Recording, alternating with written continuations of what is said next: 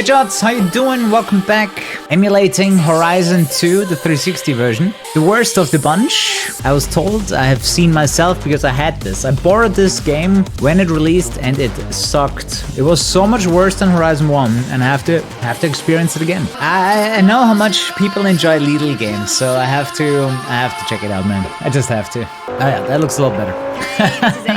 This is also something I've never seen before, Horizon 2 in 60 FPS, because the Xbox One version is limited to 30 as well. Interestingly enough, with my current settings I'm running at 83 frames per second, but that seems to be like the hard limit.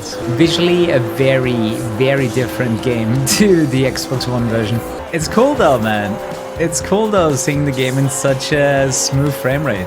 I remember playing this after Horizon 1 that I was just severely disappointed like how degraded it looks in comparison. And that memory still holds true.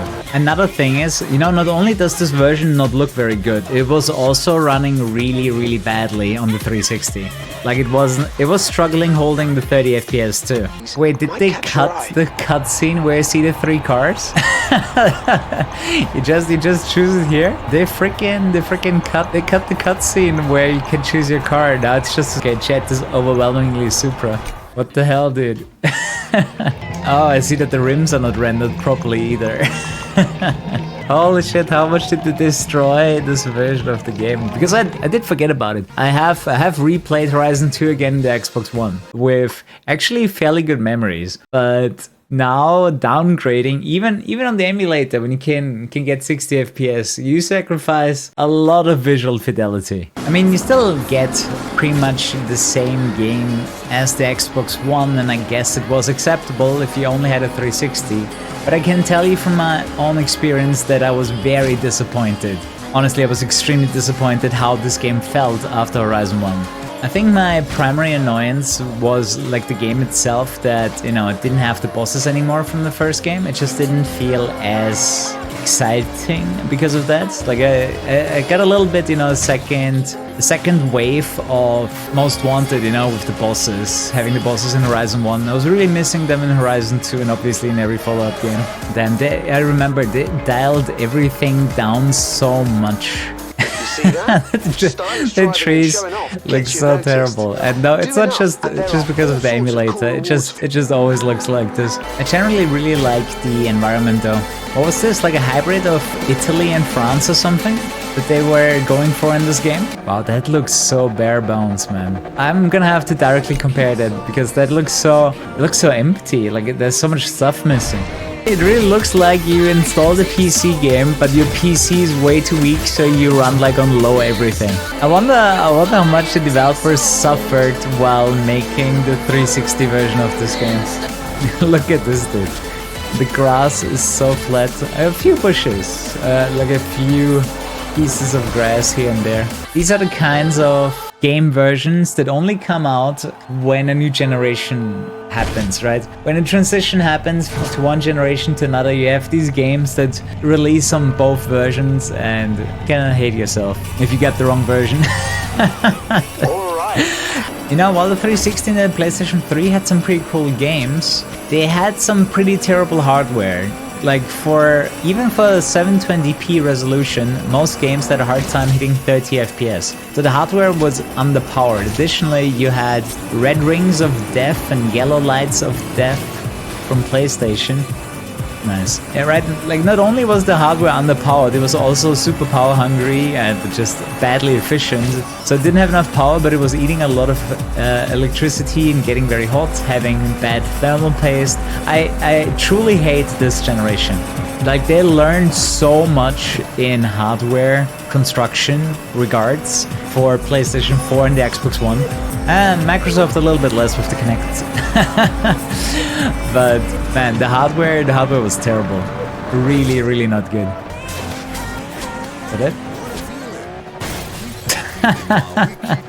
Look at the damage model, man. Something you can only dream of. But is there even a checkpoint here? Hey guys, Kuru here. Let me tell you about MedMonk, my personal supplement for the last 4 years, and I'm still alive. I usually take MedMonk before every workout and before every stream to get the best out of my day, to feel energized. And yeah, go try it for yourself. Oh, we could, oh yeah. So I can basically cut everything, right? As long as I don't find the barrier, we can actually do this. I would say checkpoints were mindlessly placed, you know, they weren't really testing it or anything, they just put them there and called it a day. Which I think is fine, like on your casual playthrough, you're probably not gonna try to cheese the game that much anyways. Man, what is the deformation, man, on both sides? Only the middle of the car is still intact. I mean, I generally like when you have a little bit more freedom in a game like Horizon. When you drive the road and the off-road as you choose. Not much different than like classic Need for Speeds. You're also gonna try to cut way again. I like the ability to go off-road to save some time because I don't want to be on the tarmac 24/7. I don't want to be on the dirt 24/7, but I also don't want to be on the tarmac 24/7. Oh, it immediately triggers it. Oh, that's quite a shortcut, isn't it? Wow, that's... Dude, could a speedrun on the 360 be faster than on the Xbox One? Like, you just drove here and it triggered the events. That is so short. That's a huge time saver. Well, usually you have to do a bunch of extra stuff before you unlock the events in a new area. So you have to do less races in the 360 version than the Xbox One version to finish the game.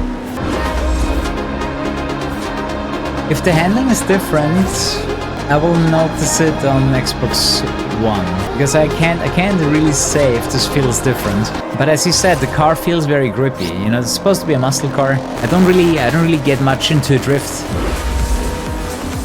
I mean, it makes sense, right? There's people like me that only had a 360, right? I couldn't afford an Xbox One. Actually, no, let me rephrase that. I bought a PlayStation 4 instead.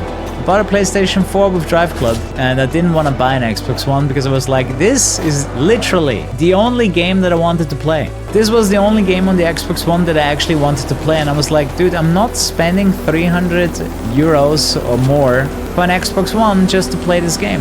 I eventually did. When I became a content creator, I bought an Xbox One so I could play this game for the very first time on the Xbox One because I only had played the 360 version, and man, did it look so much better. They had to sacrifice so many graphical settings in order to get this to run anywhere good. Okay, one thing though about Horizon 2 that I really did enjoy was the off-road racing. The inclusion of off-road racing. Like, this is so much better done than whatever Need for Speed is doing. But like, something that I have to point out in Unbound is the absolute insane laziness that goes into off-road racing. They literally drive like this, right? Like, this is a piece of dirt and they call it an off-road track. There is no jumps, there's no elevation changes, it's literally a strip of dirt, like this one right next to the road, and this is off-road racing, right? This part here is everything you get in Need for Speed Unbound's off-road racing. The same thing was true in Heat. Exactly, it's less grippy asphalt and make it green, right? Just put a fucking grass texture or a brown texture, make it super flat, and you know, if it's part of the track, it's fine, but it's everything. Right, the absolute everything in Need for Speed Off-Road is like this. It's just a little bit of brown or green and it's perfectly flat. This game looks like it was made by a small indie company. Honestly, they probably did that in a few days.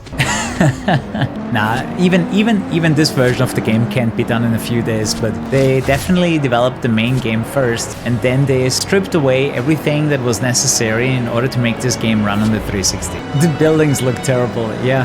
They had to turn down so many settings. Buildings are one of the more obvious ones, and general surroundings. Although I will say anything that is like, you know, it's actually fairly populated though. This doesn't seem too empty. Like driving through the countryside is a lot more empty, you know, when the buildings aren't even there. It's a lot worse. Drifted Sylvia around Cisteron. Let's give it a try. Okay, let's build up some speed and then see what we can do. Dude, how did I not get a point for this? Dude, this is really bad. Dude, we are drifting, but why does it not count as why do the E-drifts don't count? Are you serious? Do I have to do momentum drifts? I have to do momentum drifts. E-drifts don't count. Give it. Yes. That was tough, dude. Time was about to run out, man. Of course E-drifts are easier to perform. I bet Nice just had way too many objects, right? way too many objects to render and the 360 could not handle it. That's because the emulator can do it. But I remember playing on the 360, it couldn't even hold 30 FPS most of the time. Whenever there were too many objects, it was laggy. And it was running in 720p. Right, 720p and doesn't even hold 30 consistently. It was a bit problematic. What I find weird is that there are no number plates on the cars. I mean, you can't tell me that a number plate would really take a lot of performance, you know? Like, isn't that one of the fun things as like a car owner to have a number plate with a funny name? Like, even in real life, people pay extra money to have a customized number plate. Uh-oh. You know what's funny? I can still, as long as I don't click on this, I can actually keep going. I'm gonna try to finish this event. I'm gonna finish this event so I get my progress saved, and then I'm gonna crash the emulator. So this is basically telling me that the audio isn't working. I'm just curious what happens, because I know when I press that button that the emulator crashes. Wait, this car doesn't have the motion blur. How do some cars have the motion blur and some don't? Just realized wait, is the wheel incomplete, or is this a type of racing wheel? You see what I mean? Like, where's the top part of the wheel? It's like I have a Formula 1 wheel in my hand. It's actually quite nice, so I appreciate the extra sight.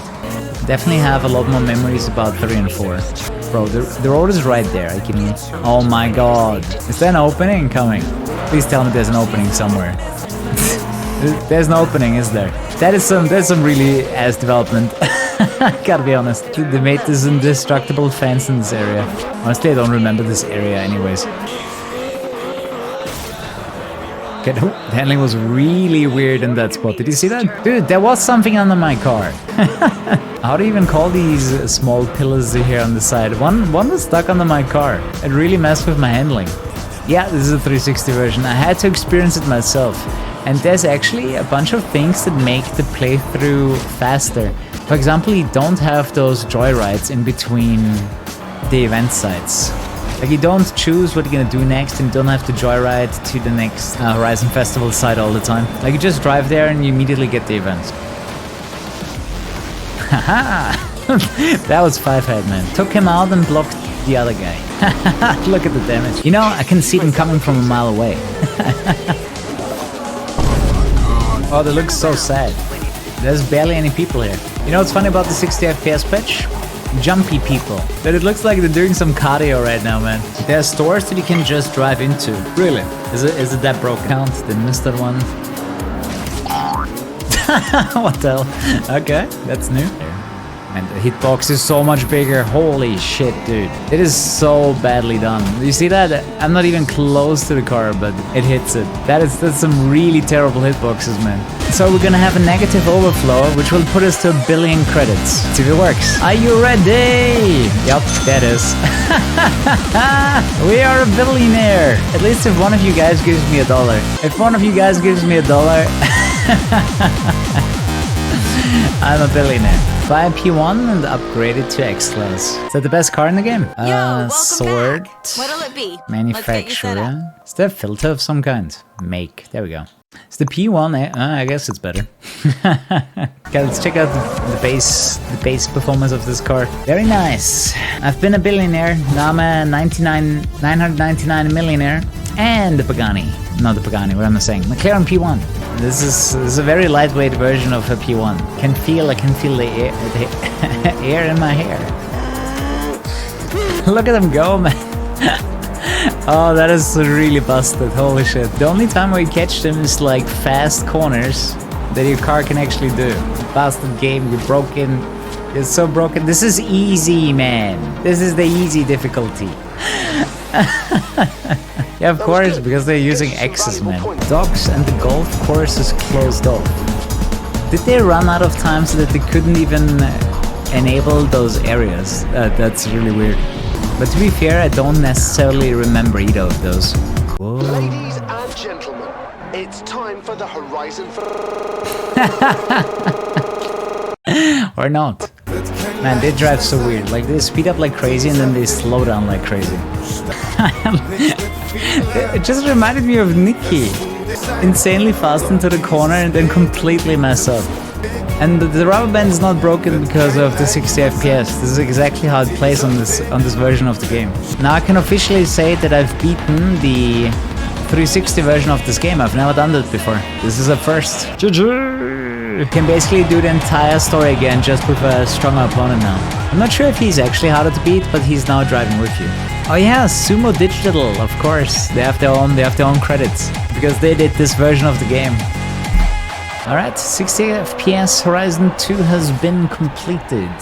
So, let me show you how to make the Xenia emulator run as smoothly as possible. So, these are my post-processing settings. Turn on AMD Fidelity Super FX. For full sharpness, turn this to 0 stops. You can keep this the same. So, for the emulator, you want to run this game in 60 FPS. You want to do something after you started the Xenia Canary for the first time. It's going to create all of these files here. And one of them is the Xenia Canary config. If you open this, look for VSync. It's gonna say VSync is true, and if you want 60 FPS, turn this to 7.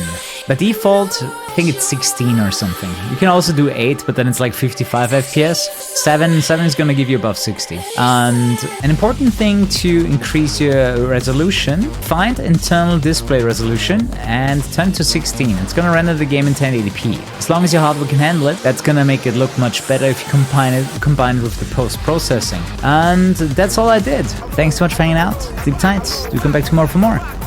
And good night. Bye-bye.